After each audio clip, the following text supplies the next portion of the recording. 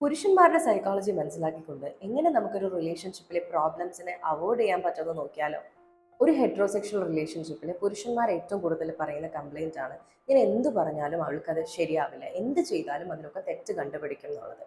എന്നാൽ സ്ത്രീകൾ പറയുന്ന ഒരു കാര്യം, ഞാൻ പലപ്പോഴും സജഷൻസ് പറയുന്നതാണ്, എൻ്റെ സജഷൻസിനെയൊക്കെ അദ്ദേഹം ബ്ലെയിം ആയിട്ട് എടുക്കുന്നു എന്നുള്ളതാണ്. ഇതിൽ ഒളിഞ്ഞു കിടക്കുന്ന സൈക്കോളജി എന്താന്ന് വെച്ചാൽ, ഈ man sense of self is defined through his ability to achieve success. പുരുഷന്മാര് താൻ എത്രത്തോളം കോമ്പീറ്റന്റ് ആണെന്ന് മനസ്സിലാക്കുന്നത് അവരായിട്ട് തന്നെ അവരുടെ ഗോൾസിനെ അച്ചീവ് ചെയ്യുമ്പോഴാണ്. അതായത് ഇപ്പോൾ അവർ എന്ത് കാര്യം ചെയ്താലും മറ്റൊരാളുടെ ഹെൽപ്പ് കൂടാതെ അവർ ഒറ്റയ്ക്ക് അതിന് കൃത്യമായിട്ട് അവർ അച്ചീവ് ചെയ്യുമ്പോഴാണ് അവർക്കൊരു സെൻസ് ഓഫ് ഒരു അക്കംപ്ലിഷ്മെന്റും ഒരു ഹാപ്പിനെസ്സും ഒക്കെ തോന്നുന്നത്.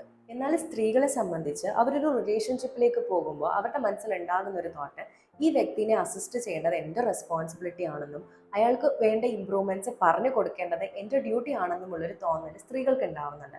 അതുകൊണ്ട് തന്നെ സ്ത്രീകൾക്ക് പൊതുവെ സജഷൻസ് പറയാനുള്ളൊരു ടെൻഡൻസി കൂടുതലായിരിക്കും. നീ ഇങ്ങനെ ചെയ്യുന്നതിന് പകരം ഇതുപോലെ ചെയ്തുകൂടായിരുന്നോ, ഇത് ചെയ്തിരുന്നത് കുറച്ചും കൂടെ നല്ലതായിരിക്കില്ലേ.